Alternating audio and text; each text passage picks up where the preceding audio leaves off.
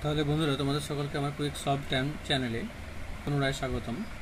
আজকে আমরা class 9 English text book অর্থাৎ ব্লিস এর লেসন 1 এর যে গল্পটা পড়ব সেটা টেলস অফ ভোলা গ্র্যান্ডপা। এই গল্পটা পড়ব। অথর কে আছেন? মনোজ দাস। গল্পটা শুরু করার আগে বলি, যদি গল্পটি শুনে ভালো লাগে অবশ্যই একটা লাইক করবে এবং বন্ধুদেরকে শেয়ার করবে এবং কমেন্ট করবে কোনো রকম বুঝতে অসুবিধা থাকলে, এবং ভিডিওটি দেখার পরে চ্যানেলটিকে অবশ্যই সাবস্ক্রাইব করে পাশে দেওয়া বেল বাটনটিকে ক্লিক করে রাখবে, তাহলে পরের ভিডিওগুলির নোটিফিকেশন তোমরা খুব সহজেই পেয়ে যাবে। তাহলে চলো শুরু করা যাক। টেলস অফ ভোলা গ্র্যান্ডপা অর্থাৎ ভোলা দাদুর গল্প। কে লিখেছেন এটা? অথর কে আছে? মনোজ দাস। মনোজ দাস 1934 সালে তিনি জন্মেছিলেন। Is an Indian award winning bilingual writer who writes in Odia and English. ঠিক আছে, তিনি উড়িয়া এবং ইংলিশে বিভিন্ন লেখালেখি করতেন।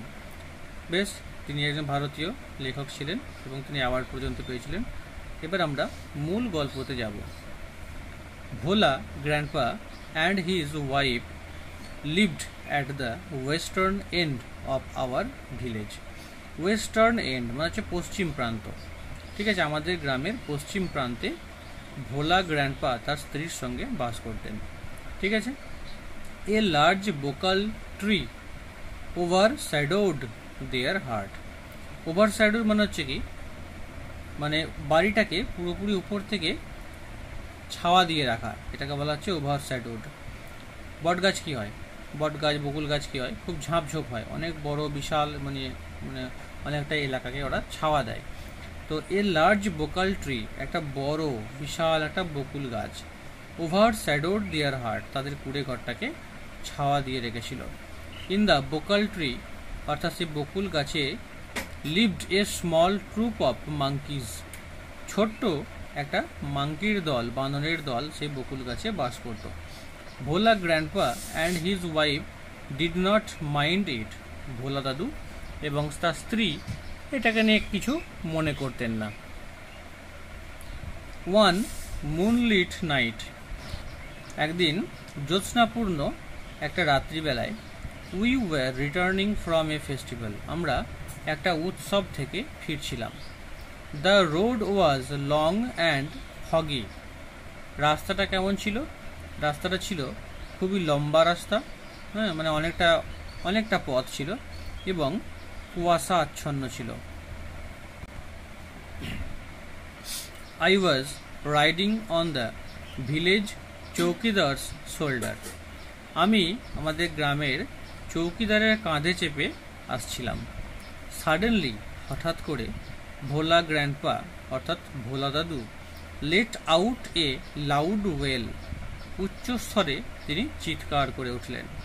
Every one in our party was surprised, আমাদের দলের সকলে তখন অবাক হয়ে গেছিল। উই হল্টেড, আমরা তখন একটুখানি থেমে গেলাম। Enquiry revealed that Bhola grandpa had taken his grandson to the festival. বলছে এনকোয়ারি রিভিল, এবার কি হলো? খোঁজাখুঁজি শুরু হলো। That Bhola grandpa had taken his grandson to the festival. ঠিক আছে, ভোলা দাদু তার নাতিকে নিয়ে ফেস্টিভ্যালে গেছিল, মেলায় গেছিল।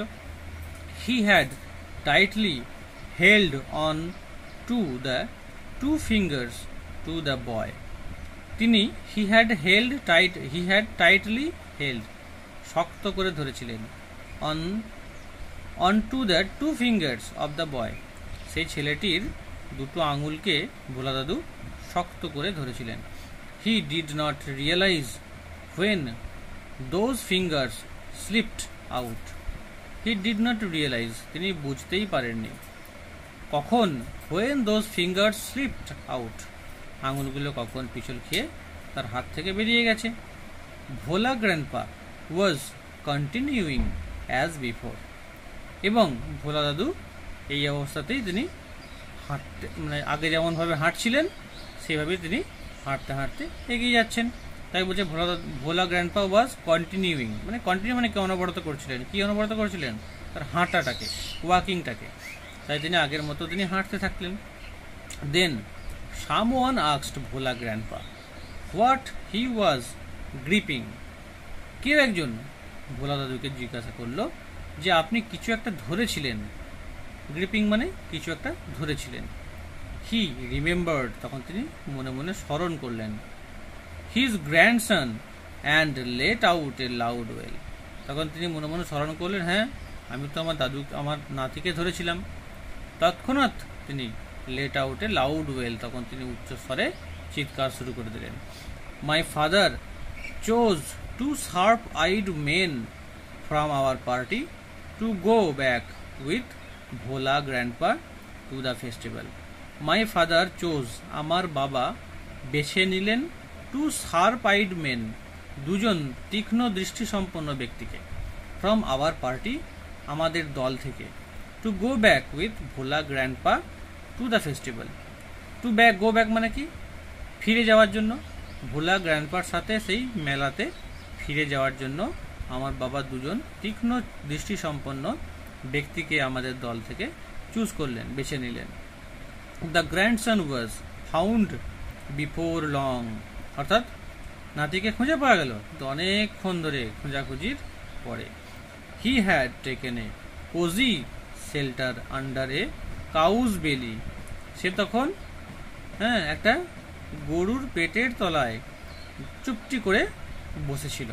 কোজি শেল্টার মানে কি, আটো সাটো হয়ে সে আশ্রয় নিয়ে একটা গরুর পেটের তলায় সে বসেছিল। I remember another funny incident about Bhola Grandpa related by my father. বলছে যে I remember another funny incident, আমার আর একটা সুন্দর আনন্দের বা হাসির গল্প মনে আছে, অ্যাবাউট ভোলা গ্র্যান্ডপা, অর্থাৎ এই ভোলা দাদুর বিষয়ে, রিলেটেড বাই মাই ফাদার, আমার বাবার সঙ্গে এই গল্পটা সম্পর্কযুক্ত, মানে আমার বাবা এই বিষয়টাকে জানতেন এবং তিনি আমাকে বলেছিলেন। এবং সেই আনন্দের বা সেই হাসির গল্পটা, ফানি ইনসিডেন্ট, হাসির গল্পটা আমার কিন্তু মনে পড়ছে। It had been A rainy afternoon, এটা ছিল একটা বৃষ্টিপূর্ণ একটা বিকেল, মানে বিকেলবেলা বৃষ্টি হচ্ছিল এরকম একটা সময়। ভোলা গ্র্যান্ডপা অর্থাৎ ভোলা দাদু wild with excitement told my father and his friends that he had seen A gang of pirates. ঠিক আছে, ওয়াইল্ড উইথ এক্সাইটমেন্ট, এখানে ওয়াইল্ড বলতে হচ্ছে বুনো, বুনো পশুরা কেমন করে, কেমন দৌড়ায়, সেরকম একটা ব্যাপার, মানে উত্তেজিত হয়ে একটা বন্য বন্য ভাব, একটা মানে অতিরিক্ত উত্তেজনাপূর্ণভাবে টোল্ড মাই ফাদার, আমার বাবাকে বলল, and his friends that he had seen A gang of pirates, আমার বাবাকে এবং তার বন্ধুদেরকে বলল যে তিনি একদল দস্যু অর্থাৎ ডাকাত, এখানে একদল ডাকাতকে তিনি দেখেছেন। They were burying a large box under one of the sand dunes on the seashore by our village. By our village মনে হচ্ছে আমাদের গ্রামের পাশে। They were burying a large box, তারা কি করছিল, এখানে বিউরিং বলতে মাটিতে কবর দেওয়া, এ লার্জ বক্স একটা বড় বাক্সকে তারা মাটিতে কবর দিচ্ছিল। Under one of the sand dunes, sand dune মানে হচ্ছে বালির স্তূপ, একটা বালির স্তূপের নিচে তারা একটা বড় বাক্সকে তারা কবর দিচ্ছিল বা চাপা দিচ্ছিল। অন দ্য সিশোর, সমুদ্রের ধারে বা তীরে, যেটা ছিল আমাদের গ্রামের পাশে। At once father and his friends started looking for the hidden treasure. At once তৎক্ষণাৎ ফাদার অ্যান্ড হিজ ফ্রেন্ডস মানে বাবা এবং তার বন্ধুবান্ধবরা started looking for the hidden treasure, সেই লুকোনো সম্পদকে তারা খোঁজা শুরু করলো। Evening passed on to night, ঠিক আছে, সন্ধ্যা পেরিয়ে রাত্রি হয়ে গেল। Moonlight came in through the clouds, অর্থাৎ মেঘের ফাঁক দিয়ে তখন চাঁদের আলো দেখা যাচ্ছিল। A pack of jackals were howling, a pack of jackals, এখানে প্যাক অফ জ্যাকেলস বলতে শ্রীগালের দল তারা কি করছিল, আওয়াজ করছিল। জ্যাকেলের আওয়াজকে বলা হয় হল, ঠিক আছে। ইট ওয়াজ পাস্ট মিডনাইট, এটা ছিল মাঝরাত্রির পরের সময়টা। At this point of time, ঠিক সময়ের এই পার্টিকুলার মানে পয়েন্টটা, এই সময়টা, হ্যাঁ, বা সেই সময়টা, Bhola grandpa confessed that there was no real treasure, তখন ভোলা দাদু বুঝতে পারলেন যে সেখানে কোনো সত্যিকারের সম্পদ ছিল না। It was all a dream which he had during his midday nap, এটা তিনি স্বপ্ন দেখেছিলেন। হ্যাঁ, মিড ডে ন্যাপ মানে হচ্ছে দুপুরবেলা খাওয়া দাওয়ার পরে যেমন মানুষ ঘুমায়, অর্থাৎ তিনি দুপুরবেলা ঘুমিয়ে ঘুমিয়ে এটা তিনি স্বপ্ন দেখেছিলেন, ঠিক আছে। এটা হাস্যকর ব্যাপার। তারপর বলছে once Bhola grandpa had a great adventure in the Sundarbans. হ্যাঁ, ওয়ান্স এক সময় ভোলা দাদু had a great adventure in the সুন্দরবনে তার একটা দারুণ মজার কাণ্ড হয়েছিল। ইন দোজ ডেজ, সেই দিনগুলোতে royal Bengal tigers freely roamed the dense jungle of the Sundarban, সেই সমস্ত দিনগুলোতে সেই ঘন সুন্দরবনের জঙ্গলে রয়্যাল বেঙ্গল টাইগার ঘুরে বেড়াতো। People took care to move about only in groups, particularly after sundown, শুধুমাত্র সূর্য অস্ত যাওয়ার পরে। People took care to move about only in groups, মানুষ যত্ন সহকারে তারা দল বেঁধে ঘোরাঘুরি করত। ওয়ান ইভিনিং, একদিন সন্ধ্যাবেলায়, Bhola grandpa was returning from the weekly market. One evening, একদিন সন্ধ্যাবেলা, Bhola grandpa was returning from the weekly market, Bhola দাদু সপ্তাহের বাজার করে তিনি ফিরছিলেন। সাডেনলি অ্যাট এ ডিস্টেন্স, হঠাৎ করে একটু দূর থেকে, of about 5 years behind him, মোটামুটি তার থেকে 5 হাত দূরে, he heard the growl of a royal Bengal tiger, তিনি শুনতে পেলেন সেই রয়্যাল বেঙ্গল টাইগারের গর্জন। Bhola grandpa turned and found the bright gaze of the tiger on his face, ঠিক আছে।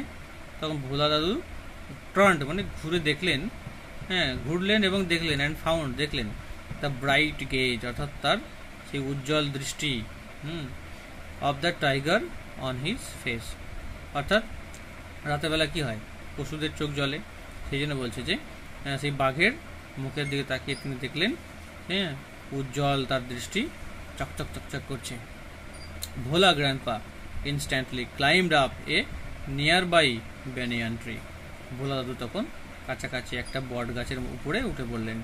The tiger rode and circled the tree about 100 times, বাঘটি তখন কি করলো, গর্জন করতে করতে সেই গাছটাকে প্রায় 100 বার মতো চক্কর খেল।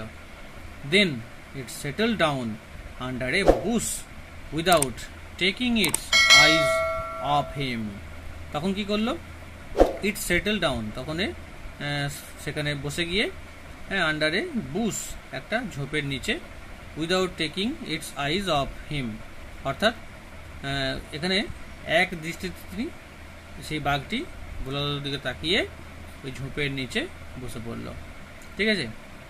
উইথ নাইট ফল, রাত্রি গড়াতে থাকলো। The forest গ্রিউ dark and silent, জঙ্গলে তখন অন্ধকার হয়ে গেল এবং চারিদিক শান্ত হয়ে গেল। Bhola grandpa could hear the tiger beating its tail on the dry leaves, Bhola দাদু শুনতে পাচ্ছিলেন যে বাঘটি তার লেজ সেই শুকনো পাতার উপরে ঝাপটাচ্ছিল। বিটিং মানে এখানে মারা, কিন্তু এখানে হচ্ছে অ্যাকচুয়ালি ঝাপটাচ্ছিল, মানে লেজ দিয়ে ঝাপটাচ্ছিল। পশুরা কি হয়, লেজ দিয়ে গায়ের মশা মাছি এগুলোকে তাড়ায়, তো বাঘটিও তাই করছিল। তখন সেই শুকনো পাতার উপরে পড়ে ঘা খেয়ে আওয়াজ হচ্ছিল। আওয়ার্স পাস্ট, ঘন্টার পর ঘন্টা পেরিয়ে যেতে থাকলো। ডন ব্রোক, ভোর হয়ে গেল। উইথ দ্য কুইং অফ ডাভস, তখন ঘুঘু পাখি কুকু আওয়াজ করছিল। ভোলা গ্র্যান্ডপা কেম ডাউন, ভোলা দাদু নিচে নেমে এলেন। There was a group of men on a mound a little away. There was a group of men, ঠিক আছে, একদল মানুষ সেখানে এলো। A mound of little away, একটু দূরে। বা কেম ডাউন, ভোলা দাদু তখন নিচে নেমে এলো। There was a group of men on a mount a little away, কিছুটা দূরে, হ্যাঁ, একদল মানুষ কি হলো সেখানে এলো। কিভাবে এলো? গোলভাবে তারা একটা দল বেঁধে এলো। এখানে মাউন্ট বলতে একটা গোল দল বেঁধে, যাতে কি হয় মানুষগুলো গোলভাবে এলে, হ্যাঁ, বাঘটা কি হয় অ্যাটাক করতে পারে না, সেই জন্যে। Bhola grandpa climbed the mount and requested the first man he saw for some water to drink. তখন ভোলা দাদু কী করলো? সেই মানুষগুলোর উপরে উঠে পড়ল এবং তিনি কি করলেন? রিকোয়েস্ট করলেন যে আমাকে একটু জল দেবে। The man had seen the tiger waiting, মানুষটা তখন দেখতে পাচ্ছিল যে বাঘটা অপেক্ষা করছে। হি ওয়াজ মাচ বি ওয়াইল্ডার্ড, ঠিক আছে। The man had seen the tiger waiting, মানুষটা তখন দেখলো যে বাঘটা অপেক্ষা করছে। হি ওয়াজ মাচ বি ওয়াইল্ডার্ড, হ্যাঁ, সে খুবই, বি ওয়াইল্ডার্ড বলতেন কনফিউজড, সে একটুখানি হকচকিত ছিল। What is your secret that you simply walked past the hungry beast and it did not nothing, he asked Bhola grandpa. সে তখন, সেই লোকটা তখন কি করলো? ভোলা দাদুকে জিজ্ঞাসা করলো যে হোয়াট ইজ ইউর সিক্রেট, তোমার গোপন ব্যাপারটা কি বলো তো? দ্যাট, যে you simply walked past the hungry beast and it did not eat did nothing, তুমি এই ক্ষুধার্ত পশুটার পাশ দিয়ে তুমি হেঁটে হেঁটে চলে গেলে, অথচ ও তোমাকে কিছুই করলো না, এই গোপন ব্যাপারটা কি বলতো? The tiger was stretching its limbs and yawning, তখন সেই বাঘটা কি করছিল? তার অঙ্গ প্রত্যঙ্গগুলোকে, হাত পাগুলোকে ছড়িয়ে হাই তুলছিল। Then Bhola grandpa remembered the tiger and looked at it. Bhola দাদু তো কি করলো? রিমেম্বার্ড দ্য টাইগার, ভোলা দাদু সেই বাঘের কথাটা মনে করলো।